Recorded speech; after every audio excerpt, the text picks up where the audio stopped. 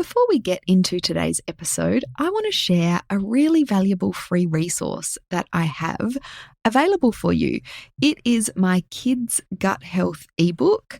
This ebook has been downloaded thousands and thousands of times, and we have had such great feedback from people about it. And it really is my simple step-by-step guide to improving your child's gut health. In the ebook, you'll discover how your kids' behaviour, fussy eating, immunity and allergies are related to their gut health and what you can do to improve these areas. My simple 3-step process to heal your child's gut and optimise their digestive function. And I also uncover the 7 common foods and environmental factors that are destroying your kids' gut health that you want to be aware of. So to download the Kids Gut Health ebook, you can go to naturalsuperkids.com/kids-gut-health-ebook, or head on over to the show notes and you'll be able to click on the link really easily.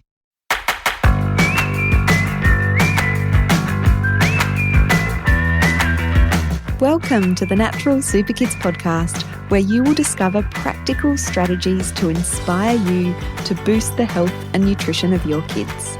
I'm Jessica Donovan, a qualified naturopath specialising in kids' health, and I want to make it as easy as possible for you to raise healthy and happy kids. Let's get into it.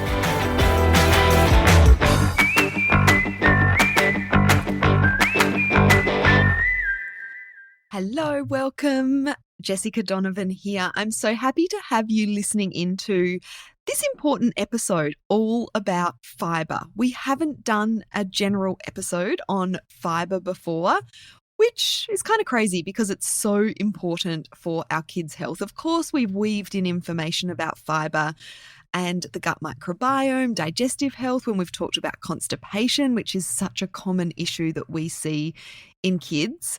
But I want to zoom out and look at fibre more generally because it is important for everyone, not just if your kids are having issues with constipation. And the truth is that most kids are not getting enough fibre, and that is having an impact on their health, not just their tummies, but their overall health. And we're going to talk about some of those things that are affected when our kids aren't eating enough fibre. We're going to talk about why our kids aren't eating enough fibre, the importance of fibre for overall health, and also, of course, the gut microbiome, and some practical ways that you can start to increase the amount of fibre that your kids are eating. So here in Australia, there are a significant number of children who do not meet the recommended daily intake of dietary fibre. So there are studies to show that only about 50% of Australian children are meeting their fibre intake, their recommended fibre intake. And in the teen years, there's some data to suggest that only 2% of males that are aged 15 to 18 and 7.2% of females in that same age group, 15 to 18, meet the National Vegetable Consumption Guidelines. And that's important when we're talking about fibre because vegetables are a significant source of fibre. And so when kids are not eating, or teens are not eating enough veggies, they're probably not getting enough fibre either. And as a mum of teenagers who, are relatively healthy, they can make good choices a lot of the time. But I know also when they're out and about with their friends and all their friends are getting takeaway, they are there with them. And so you can see the slippery slope of, junk food, fast food, slipping into that age group's diet, and that impacting, how much fibre they're eating, because we know that processed food, junk food, packet food, fast food isn't a great source of fibre generally. So fibre's an issue. Our kids are not eating enough fibre, and there are a few reasons for that, the significant things that are contributing to this lack of fibre in our kids' diets. The first is that many kids tend to have a preference for low fibre foods. They often favour processed food, refined food, that lack in fibre over whole grains, which we're going to be talking about in a moment. And this is especially true for fussy eaters, for picky eaters, for sensory kids, for kids that really prefer that packet processed food because it is it's more reliable. It's the same every single time. And that is often the case for kids with sensory issues. So kids will often have that preference for low fibre foods. Many children also, as we sort of just alluded to, do not consume the recommended amount of fruits and vegetables, and these are a significant source of fibre in the diet. So when our kids aren't eating enough fruits and veggies, they're probably lacking in fibre as well. And the other point here is that kids will often lack in whole grains as well. So they will choose those white grains, refined grains, and have access to those sorts of grains over whole grains. So white rice rather than brown rice or, other whole grain rice varieties is one example. And legumes, which are a great source of fibre as well, lentils, chickpeas, kidney beans, black beans. Often kids don't have a lot of variety of those kinds of foods in their diet as well. So, that gives you a hint to how we can start to think about getting more fibre into our kids' diets. Whole grains, fruits, vegetables, legumes. It doesn't have to be fancy. It's just coming back to those basic whole foods that's going to really help to increase the amount of fibre that our kids are eating. So let's talk about the negative health effects when our kids aren't eating enough fibre. The obvious one is digestive problems. We know that fibre helps move things through the digestive system. And so when there is not enough fibre in the diet, constipation can be an issue, irregular bowel movements can be an issue, and a lack of fibre can contribute to a lot of digestive problems. So that's a fairly obvious one, particularly, if our kids are struggling with constipation, which so many kids do, and part of the reason they do is because of that lack of fibre in the diet. That's not the whole picture, but it's a big part of it. So digestive problems, I think we all probably knew in terms of what a lack of fibre can sort of do to the body negatively.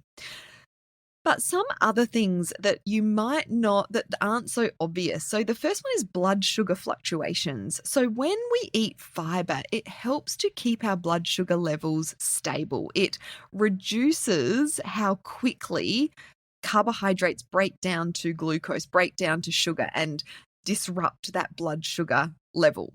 So fibre helps to regulate those blood sugar levels. And when we don't have enough fibre when our kids don't have enough fibre in their diet, it can lead to spikes and crashes of blood sugar. And this can impact our children's energy, their mood, and also their behaviour. And the other thing is that we know that a lack of fibre or low fibre intake is associated with a higher risk of weight gain and obesity. So when kids aren't eating enough fibre, they can often, it often leads to weight gain and obesity. And that the same is true for adults. And that is because fibre keeps us feeling full. When we're not eating enough fibre, we are staying full for a reduced amount of time. So fibre helps to reduce those hunger pangs and keep us fuller for longer. And what goes hand in hand with that is if we're not feeling full for longer because of a lack of fibre in our diet, then we are going to probably eat more food. And that is often more empty calories. And so that can lead to that increase in weight gain and obesity. So let's talk about specifically, that digestive health and how a lack of fibre in the diet can lead to digestive issues in children. So dietary fibre from the foods that we eat, it adds bulk to the stool, and it facilitates the movement of the bowel movement through the digestive tract. Without adequate fibre, stools become hard, they become difficult to pass, and that obviously leads to constipation, which is not pleasant and can really end up in a cycle, because then kids will do anything they can not to go to the toilet because they associate going to the toilet with pain, and that leads to withholding, and can just be an awful mess of a negative cycle to break.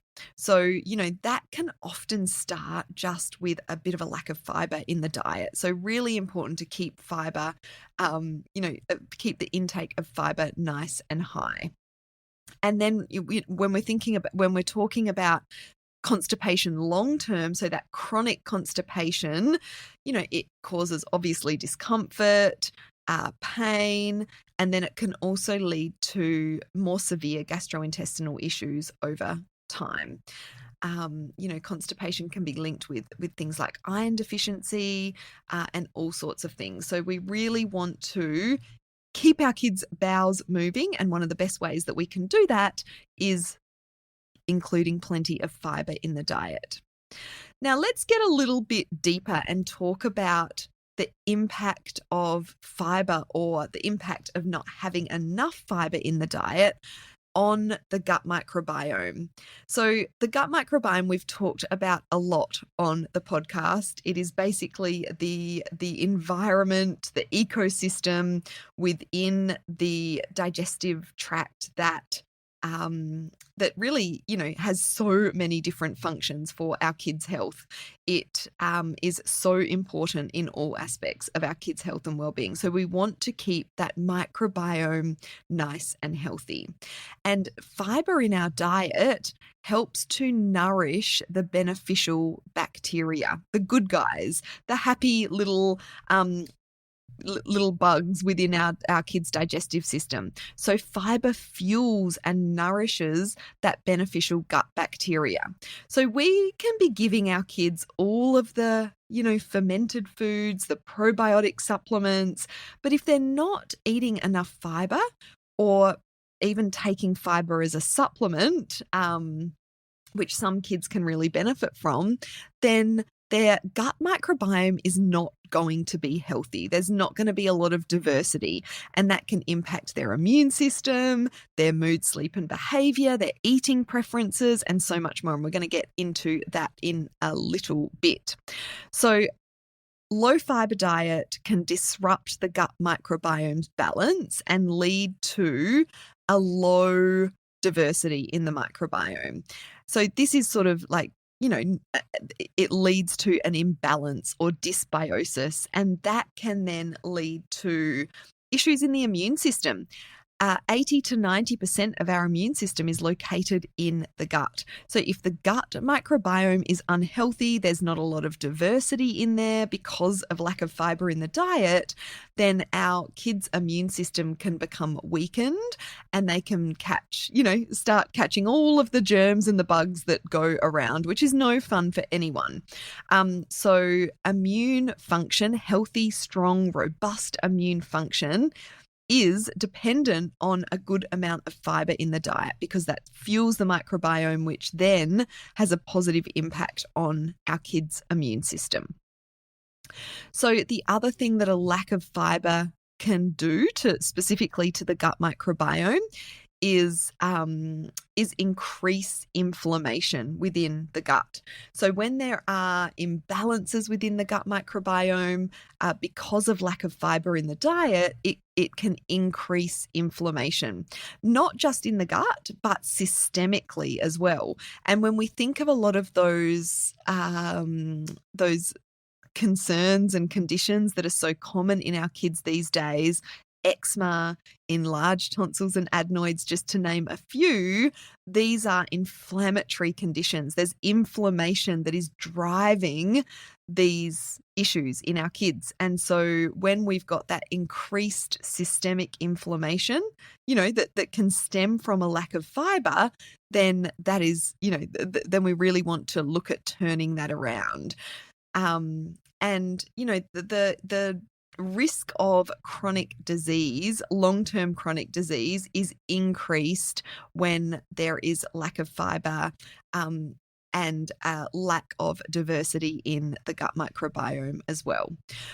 So when we get more fiber into our kids' diet, we are enhancing and supporting gut microbiome diversity, which is great for our kids' immune system, like I said, our kids' overall inflammation levels. It can help decrease the risk of chronic disease long term. And also really relevant here is that link between the gut and the brain. So if you haven't heard me or anyone else talk about this gut-brain connection or gut-brain axis, it's such a fascinating area. And really, to put simply, it is the communication that happens, a two-way communication that happens between the gut and the brain. So the beneficial bacteria, the bacteria within our gut microbiome, actually communicate with the brain and influence the production and the activity of neurotransmitters in the body. So things like melatonin, that obviously has an impact on our sleep, serotonin, which has an impact on how happy we are. And we know that lack of serotonin in the body leads to, low mood and depression. So the gut microbiome directly impacts neurotransmitter balance through this gut-brain connection. And when it comes to how fiber is linked in with all of this, it comes back to what I said before, that dietary fiber is crucial, so important for maintaining a healthy gut microbiome. So when our kids aren't eating enough fiber, it can disrupt the gut microbiome, disrupt the gut-brain axis or the gut-brain connection, and lead to mood, behaviour, sleep issues in our kids. So fibre is not the first thing we would think of when our kids need some mood, sleep, or behaviour support, but it can really, indirectly affect these areas, sleep, mood, and behaviour, through that gut-brain connection. Hopefully that's making sense and you are as fascinated about that as I am, because I just think it's such an interesting area where more and more research is being done. So let's now look at, I want to talk a bit about a specific substance in the gut that is called short-chain fatty acids. And I want to talk about this specifically because short-chain fatty acids are, again, nourishing to the gut. And I'll tell you exactly how fiber is impacting the production of these short-chain fatty acids in the gut. So this is getting a little bit technical here, but short-chain fatty acids are produced in the gut when beneficial bacteria are breaking down or fermenting fiber in the gut. So we need healthy bacteria species in the gut, and we need fiber coming together to produce short-chain fatty acids in the gut. And these short-chain fatty acids are like magic for the gut. They are nourishing to the gut lining. They support that gut-brain connection. They have anti-inflammatory properties, and they are an integral part of supporting the immune system and modulating our immune responses. So this is important when our kids have allergic or atopic conditions, where their immune system is overreacting potentially to substances in the environment or foods, when they have allergies. Supporting the immune system and modulating the immune system is an important role that short-chain fatty acids have to play. And really it comes down to the fact that they they fuel and they nourish the gut lining. So we are going to talk about leaky gut in an upcoming episode. And so I just want to allude a little bit to that here, because the lining of our children's gut and ours is about the width of your eyelid. So if you have a little feel of your eyelid, like I'm doing right now, that's how thick our gut lining is. And so it's pretty vulnerable, and there's matter moving through it sort of all day, every day as we are digesting food. So it's vulnerable to damage. So we really want to make sure that we've got everything we need within our bodies and our children's bodies to keep that gut lining healthy, because it plays such an important role. It keeps the contents of that are in the digestive system, the digestive tract, separate from the bloodstream and the rest of our body tissues. So if we have a breakdown of that gut lining, food before it's been fully broken down, and fecal matter before it's been fully broken down, can leak into the bloodstream. And this is leaky gut and cause havoc. And it's pretty common among kids and adults. But coming back to those short chain fatty acids that we need fibre to produce, these short chain fatty acids keep that lining nice and healthy. We also have a layer of mucus, a healthy mucus. This is beneficial mucus that keeps that lining sort of safe and protected. And when our beneficial bacteria within the gut microbiome doesn't have fibre to consume and ferment, then it will look for other food sources, and it will start to consume that mucus lining of the gut. And then that leaves the gut, lining open and vulnerable because it hasn't got that mucus layer protection. So we need that healthy bacteria species within the gut microbiome, but we also need the fibre so that our beneficial bacteria doesn't start to consume the mucus and leave the gut into the gut wall, the gut lining, vulnerable to be broken down. Hopefully that's making sense. And that's going a little bit deeper for those of you who like to know more about the details rather than just that general sort of information. So if that went over your head, didn't make any sense, maybe it was the way I explained it, but don't worry too much about the detail. What really the point of this podcast episode is to make sure that you are aware of how important fibre is. Yes, on the digestive system, yes, on our kids' microbiome health, but also on their blood sugar balance and, that overall keeping them healthy overall. So now that I've harped on about how important fibre is, and that most kids are lacking fibre in their diet, then I want to, finish off with some practical ways that you can start to increase natural fibre in your kids' diet. So the first thing I want you to know is ignore those health claims on the front of the cereal boxes, on the bread bags that say high in fibre, because it's rubbish. A lot of those foods, those processed foods, they might be higher in fibre than other varieties that are like really terribly low in fibre, but it doesn't tell us much. We want to go back to natural foods, whole foods, because they can provide us and our kids with all the fibre we need. We do not need to rely on processed packaged foods that say high in fibre on the front of them. So the first thing is to start to look at the sorts of grains that your kids are eating and where you can start to switch over or build in more whole grains over refined processed grains. So swapping your white bread for a wholemeal or whole grain or sourdough bread. Swapping your white pasta to a pulse pasta or a wholemeal pasta. There's so many options. A buckwheat pasta. We know variety is really a good thing for the gut microbiome. So the more variety we can get in, the better. Choosing brown rice or quinoa over white rice, as an example, even if it's like mixing some brown rice into the white rice that your kids are already eating.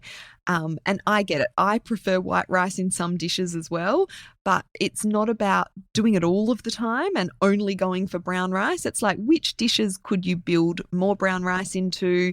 Where could you add some quinoa or some buckwheat?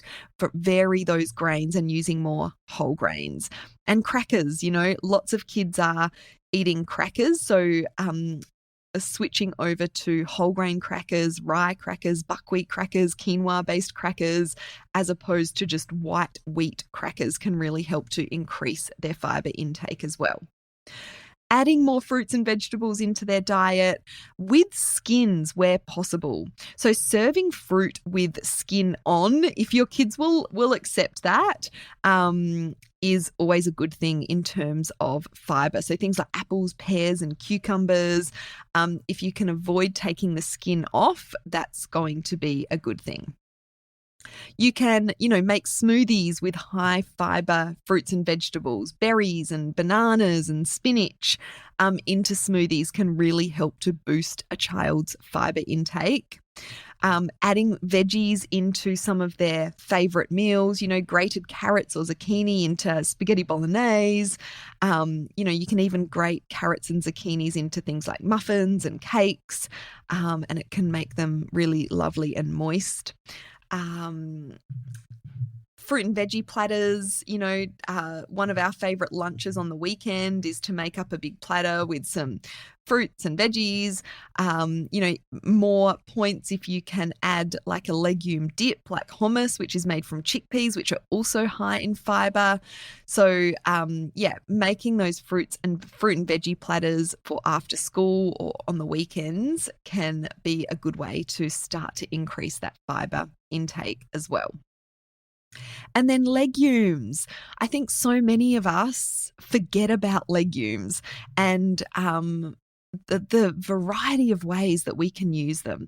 I love to use black beans in salads and Mexican dishes. So adding some black beans into your taco mince, for example, or onto your nachos. So you're thinking of those meals that hopefully your kids already like, tacos and nachos, and adding in some more fiber.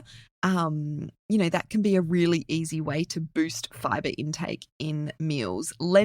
Adding lentils to soups and stews and shepherd's pie. You can still use the meat, but you can add lentils in. They break down. Adding lentils to things like spaghetti bolognese and shepherd's pie is a great way to increase the variety in terms of what your kids are eating and also increase that fiber. Legumes are a good source of protein as well. Homemade baked beans can be delicious. Adding chickpeas to things like salads or casseroles can be a really good thing to do as well. And making dips out of cannellini beans or chickpeas or lentils, experimenting with making your own dips from those high fiber foods.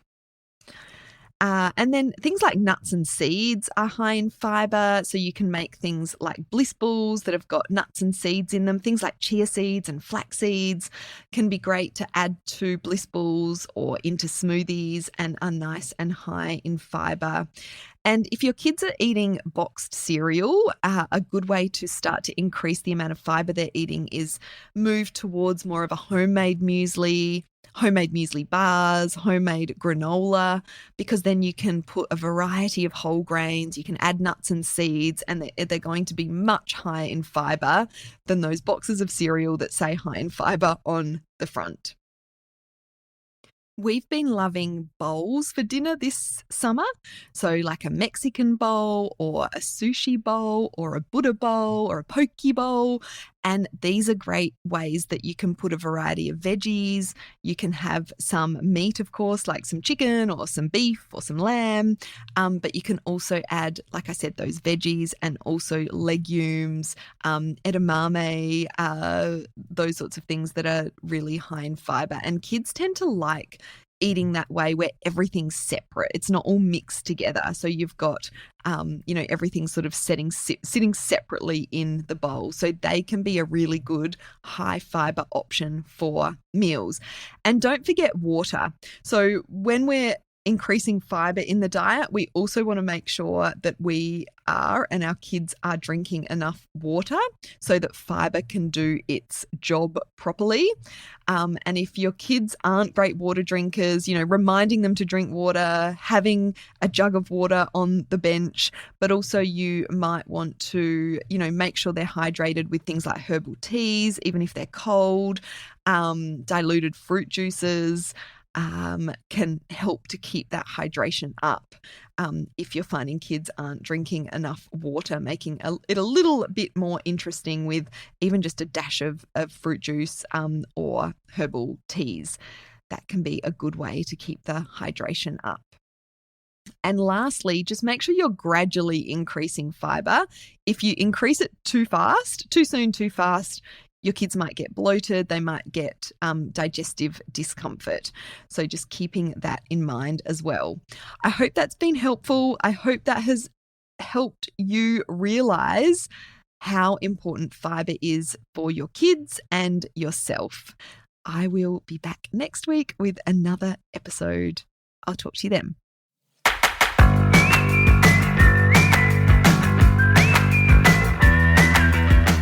Thank you so much for joining me on the podcast today. Head on over to our website, naturalsuperkids.com, for the show notes for this episode, as well as a whole heap of inspiration to help you raise healthy and happy kids. I'll see you next week.